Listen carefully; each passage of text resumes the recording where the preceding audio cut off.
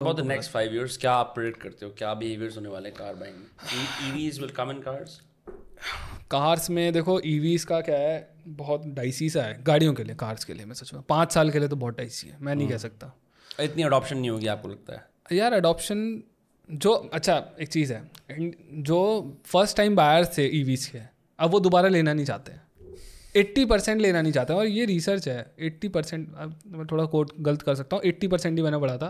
80% लोग दोबारा लेना नहीं चाहते ईवीज। इससे ये समझ में आ रहा है कि जिन्होंने ले ली, जिनको या तो अंडरस्टैंडिंग नहीं थी या जिन पे फालतू पैसा पड़ा था, उन लोगों ने ले ली। मेन जो बायर था वो आया नहीं, जिसको रिस्क था भाई मैं रिस्क नहीं ले सकता, वो आया नहीं। अब जिन्होंने ली, जिन पे फालतू पैसा था या फिर जो एक्सपेरिमेंट कर रहे थे उन्होंने ली, वो अब वो भी नहीं लेना चाह रहे उनमें से ज़्यादातर लोग। इससे समझ में आ रहा है कि या तो ईवी के अंदर दिक्कत है या इंफ्रास्ट्रक्चर में दिक्कत है। ईवी में उतनी दिक्कत नहीं है, रेंज की है। देखो वो एक चीज़ है, रेंज है। ऊपर से जब आपकी चलो रेंज भी है, आप चार्जिंग स्टेशन तक पहुंच गए, लेकिन आप ये नहीं पता कि वहाँ पर आपको 8 घंटे लगेंगे या फिर 2 घंटे लगेंगे चार्ज होने में। क्योंकि हमारे जो इंडिया का ईवी इंफ्रास्ट्रक्चर है वो काफ़ी ज़्यादा बहुत पीछे है। सबसे आगे चाइना का है। इट्स नॉट स्टैंडर्डाइज बिल्कुल भी नहीं है। कई बार तो आपको जब गाड़ी चार्ज करनी होती है ना, तो आप किसी कार के शोरूम के अंदर चार्ज कर रहे हो, तो कभी कभार आप किसी होटल क्या नाम है ढाबे पे चार्ज कर रहे हो। मतलब उतना अच्छा है नहीं। ऐसा नहीं है जैसे यूएस के अंदर चार्जिंग पार्क्स बने होते हैं कि वहाँ पे गाड़ी लगाओ आराम से, ऐसा नहीं है। कुछ जगह पर है, मैं ये नहीं कह रहा हूँ नहीं, बिल्कुल ही नहीं है, लेकिन स्टैंडर्डाइज नहीं है। और उसमें भी ये स्टैंडर्डाइज नहीं है कि कौन सा वाला चार्जर कितने ज़्यादा वोटेज का होगा। और तीसरी बात ये भी है कि जो आप पे कर रहे हो बिजली के लिए, कहीं पर आप बहुत कम पे कर रहे हो, कहीं पर आप ज़्यादा कर रहे हो। यूजुअली अगर आप बाहर से ईवी चार्ज करोगे तो आपको महंगा ही पड़ेगा। ईवी देखो, मेरे को ऐसा पर्सनली ये लगता है कि इलेक्ट्रिक स्कूटर्स बहुत ही ज़्यादा प्रैक्टिकल है।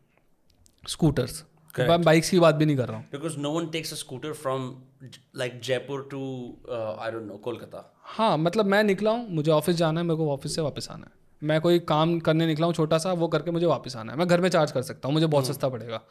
रिलायबल भी देखो, थ्योरेटिकली एक इलेक्ट्रिक मोटर रिलायबल होनी चाहिए एक इंजन से। करेक्ट। क्योंकि उसमें बहुत कम मूविंग पार्ट्स हैं। लेकिन उल्टा हो रहा है फिलहाल, क्योंकि अभी सीख रही हैं कार कंपनीज, मोटरसाइकिल कंपनीज। लेकिन उसमें भी कुछ ब्रांड्स हैं जैसे कि एथर है, वो बहुत रिलायबल चीज़ें बना रहे हैं। जो लेगेसी ब्रांड्स हैं जैसे कि आपके टीवीएस वगैरह हो गए, टीवीएस का iQube आता है, तो उनको ऑलरेडी अच्छी नॉलेज है, तो उन्होंने थोड़ा बहुत और सीख लिया है। लेकिन ओला बहुत परेशान हो रहा है। मतलब ओला के जो लोग हैं ना, जो ओला खरीद रहे हैं, उन्होंने इतनी ज़्यादा टेक्नोलॉजी डाल दी है अपनी स्कूटी के अंदर, स्कूटर मतलब स्कूटी पेप से आया था, खैर स्कूटर के अंदर, इलेक्ट्रिक स्कूटर के अंदर, कि लोग परेशान हो गए हैं।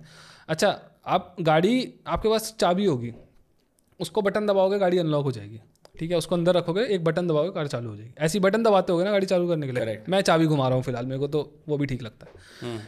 ओला के अंदर क्या है, पासवर्ड डालो, कोई चाबी ही नहीं है। स्क्रीन को अनलॉक करो, पासवर्ड डालो उसके अंदर, तब चलेगी। एंड्रॉइड बना रखा है। हाँ, पासवर्ड डालोगे तब हैंडल अनलॉक होगा। और फिर उसके अंदर बूट रिलीज करने के लिए एक बटन है स्क्रीन के अंदर। अब आपकी स्क्रीन अगर फ्रीज हो जाए तो आप गाड़ी कैसे चलाओगे, अनलॉक भी कैसे करोगे?